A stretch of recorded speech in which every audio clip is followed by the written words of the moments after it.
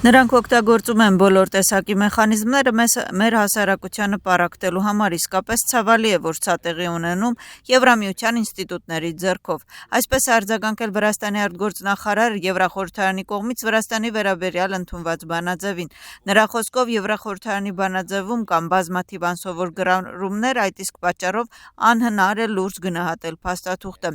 Բոչորիշվիլիի խոսքով ցավալի է, որ Եվրախորհրդարանը օգտագործվում է որպես գործիք մեր հասարակության վրա որոշակի ճնշում գործադրելու համար։ Նրա խոսքով բանաձևը պարունակում է բազմաթիվ ստեր։ Այս ամենը ծառայում է Վրաստանի հեղինակության արատավորմանը, ասել է Մակա Բոչորիշվիլին։ Ռաիսա Յուկնևիչյանի կողմից ընդունված բանաձևի այս պարբերությունը, որտեղ Եվրախորհրդարանը կոչ է անում Եվրահանձնաժողովին ստեղծել մեխանիզմ, որի միջոցով քաղաքացիական հասարակության ակտիվիստները, լրագրողները և ուսանողները կպահպանեն Եվրամիություն մուտք գործելու անվիզա ռեժիմը, նույնպես քաղաքական գնահատականների թեմա է Թբիլիսիում։ Ընդդիմությունը այս գրառման մեջ որևէ հատուկ կամ խնդրահարույց բան չի կարդում։ Նրանք կարծում են, որ Բրյուսելը կրկին բաժանում է կառավարությունը և վրաց ժողովրդին։ Գնահատանք Եվրախորհրդարանի падգամավորներից։ Այսպես է իշխող թիմը գնահատում Ռաիսա Յուկնևիչյանի հայտարարությանը, որտեղ նա ասում է, որ մինչև 2021-22 թվականը, մինչև ռազմական գործողությունների սկսվելը ոչ ոք չէր խոսում արևելյան գործընկերության երկրները ընդլայնելու մասին և հնարավորությունների պատուհանը բացվել է միայն Ուկրաինայում պատերազմի պատճառով։ Եվրախորհրդարանի падգամավորների կողմից հարցազրույցում արտաբերված այս արտահայտությունը երկրորդ օրն է, ինչ բուռն գնահատականների առարկա է իշխող թիմում։ Ազգային շարժման մեջ դիմակայությունը շարունակվում է, կուսակցության առաջնորդին և հիմնադիրին քննադատում է կուսակցության գործող նախագահը։ Թինա Բոկուչավա Միխայիլ Սաակաշվիլիի որոշումը Նանուկա Ժորժոլյանին ազգային շարժման նախագահի պաշտոն առաջարկելու մասին անվանում է իմպուլսիվ և անհամապատասխան։ Բոկուչավայի հայտարարությունը կուսակցության ներսում գնահատվում է սխալ։ Հիշեցնենք, որ 2 օր առաջ Թինա Բոկուչավան Սաակաշվիլիի որոշման մասին տեղեկատվությունը որակեց քաղաքական բամբասանք։ Թուրքիայի քաղաքացի է ձերբակալվել մեծ քանակությամբ թմրանյութերի ապօրինի ձեռքբերման և պահպանման, ինչպես նաև Վրաստան ներմուծելու մեղադրանքով դեպքը տեղի ունեցել Սարփի մաքսակետում։ Նրա մոտ հայտնաբերվել է մեծ քանակությամբ կոկաին։ Հանցագործությունը նախատեսում է 12 տարի ժամկետով ազատազրկում։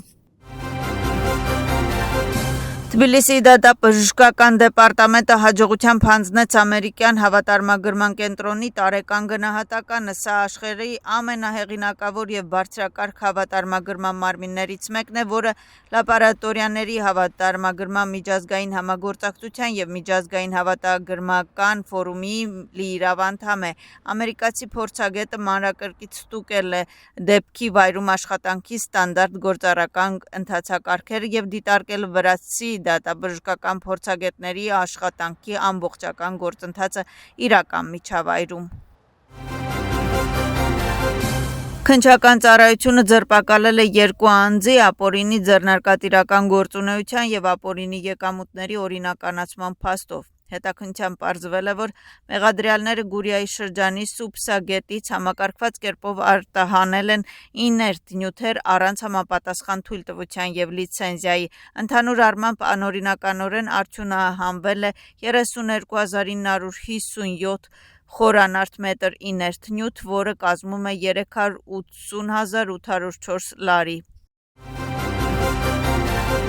ԱՄՆ և Իրանի նախագահները ստորագրել են փոխըմբռնման հուշագիր։ Դոնալդ Թրամփը համաձայնագիրը ստորագրել է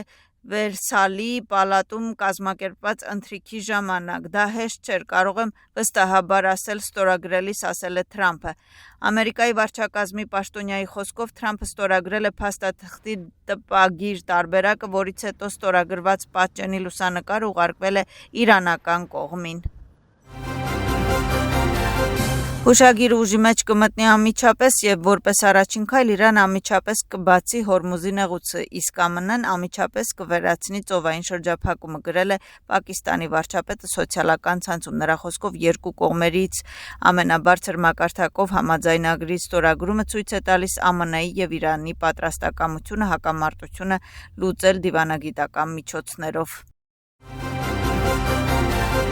ԱՄՆ-ի գլխավոր քարտուղար Մարկ Ռուտեն դրական է գնահատել Իրանի եւ ԱՄՆ-ի կողմից ստորագրված համաձայնագիրը, նշելով, որ այն կվերականգնի նավարկության ազատությունը Հորմուզի նեղուցում, բացի այդ ՆԱՏՕ-ի գլխավոր քարտուղարը հաստատել է, որ դաշինքի ուժային մոդելում ԱՄՆ-ի ներդրման կրճատումը կիրականացվի արագ, չնայած Ռոդիոն վստահ է, որ բոլոր դաշնակիցները, այդ թվում ԱՄՆ-ն, կանեն ամեն ինչ, եթե ՆԱՏՕ-ի որևէ երկիր ներգրավվի պատերազմի մեջ։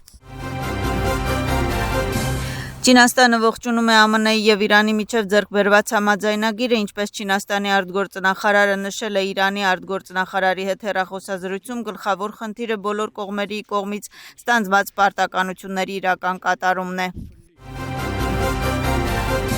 Ուկրաինայի կողմից Ռուսաստանի մայրաքաղաքի վրա լայնածավալ հարձակում, անօդաչու թռչող սարքերի հարձակման հետևանքով այրվում է Մոսկվայի նավթավերամշակման գործարանը։ Ռուսական պետական ITAR-10 գործակալության տվյալներով Ուկրաինայի կողմից Ռուսաստանի մայրաքաղաքի վրա իրականացված հարձակումը վերջին 2 տարիների ընթացքում ամենամեծն է։